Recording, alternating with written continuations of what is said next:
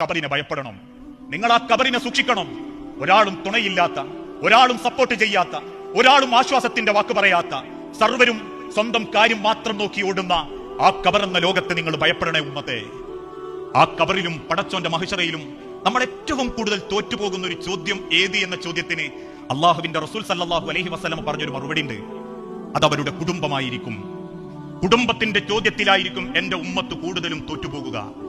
എന്റെ ഉമ്മത്ത് നമസ്കാരം ക്ലിയറാക്കും, അവര് നോമ്പ് നോൽക്കും, അവര് സക്കാത്ത് കൊടുക്കും, അവര് ഹജ്ജ് ചെയ്യും. പക്ഷേ അവരുടെ കുടുംബത്തിൽ, ആ കുടുംബം പടച്ച റബ്ബിന്റെ സ്വർഗത്തിന്റെ അവകാശികളാക്കുന്നതിൽ അവർ പരാജയപ്പെടും. ആ വാക്ക് അർത്ഥവത്താക്കുന്ന രീതിയിലാ ഇന്ന് നമ്മളിൽ പലരുടെയും ജീവിതം. നാട്ടിലെ പള്ളിയിൽ ഒന്നാമത്തെ തഫ്സീലാക്കാക്കണ്ട്, പക്ഷെ കുടുംബക്കാരിയേറ്റ് പണക്കില്ല.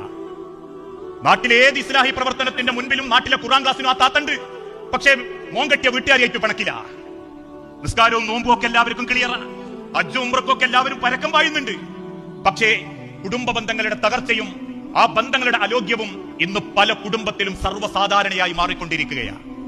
അള്ളാഹു നൽകുന്ന ഓരോ ബന്ധങ്ങളുടെ പവിത്രത പോലും തിരിച്ചറിയാനാവാതെ വാപ്പാനെയും ഇമ്മാനെയും വെറുക്കുന്ന മക്കൾ ഒരു ഭാഗത്ത്, മക്കളിൽ വേർതിരിവ് കാണിക്കുന്ന മാതാപിതാക്കൾ മറുഭാഗത്ത്, കെട്ടിയ പെണ്ണിനെ അടിമയായി കാണുന്ന ഭർത്താക്കന്മാരൊരു ഭാഗത്ത്, ജീവിതം കുടുംബം കൊണ്ടെടുക്കാൻ വേണ്ടി ജീവനു തുല്യം കുടുംബത്തെ സ്നേഹിച്ചത് ഒരു കഴുതയെ പോലെ ഭാരം വഹിക്കുന്ന കെട്ടിയോനെ മറന്ന് കൊട്ടേഷൻ കൊടുത്ത് അവിഹിതം ഉണ്ടാക്കുന്ന ഭാര്യമാര് മറുഭാഗത്ത്, ഒരായുസ് മുഴുവൻ മക്കൾക്ക് വേണ്ടി നെഞ്ചുപൊട്ടി ജീവിച്ചിട്ടും അവസാനം വൃദ്ധസദനങ്ങളിലേക്കും നോക്കാൻ ആളില്ലാത്ത അവസ്ഥയിലേക്കും തള്ളപ്പെടുന്ന കുടുംബങ്ങൾ. ഒരയൽപ്പക്ക ബന്ധങ്ങൾ പോലും മനസ്സറിഞ്ഞ് സ്നേഹിക്കാൻ പലരെ കൊണ്ടും സാധിക്കുന്നില്ല. പ്രിയപ്പെട്ടവരെ, നമ്മുടെ ജീവിതത്തിൽ അള്ളാഹു നൽകുന്നതാ ഓരോ ബന്ധങ്ങളും. ഞാൻ ഏത് കുടുംബത്തിൽ ജനിക്കണമെന്ന് എന്റെ റബ്ബ് തീരുമാനിച്ചതാ. അതെന്റെ പവർ നോക്കിയിട്ടല്ല. അള്ളാഹു തന്നെ പഠിപ്പിച്ചൊരു വാക്കുണ്ട്.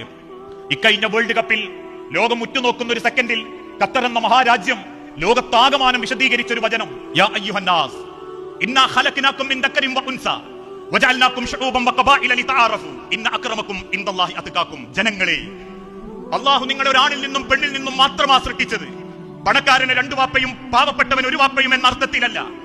കറുത്തവൻ ഒരു വാപ്പയും വെളുത്തവന് രണ്ട് വാപ്പയും എന്ന അർത്ഥത്തിലല്ല. കറുത്തവനാവട്ടെ വെളുത്തവനാവട്ടെ, ദാരിദ്ര്യമുള്ളവനാവട്ടെ പണക്കാരനാവട്ടെ, എല്ലാവർക്കും ഒരു വാപ്പയും ഉമ്മയും മാത്രമേ ഉള്ളൂ. ഇന്നാ ഖലഖനാകും മിൻ ദക്കരിൻ വ ഉൻസ. അതുകൊണ്ട് ഒരാണിൽ നിന്നും പെണ്ണിൽ നിന്നും അള്ളാഹു നിങ്ങളെ സൃഷ്ടിച്ചു. പക്ഷേ സൃഷ്ടിച്ചത് വ്യത്യസ്ത കുടുംബത്തിലായി പോയി എന്ന് മാത്രം.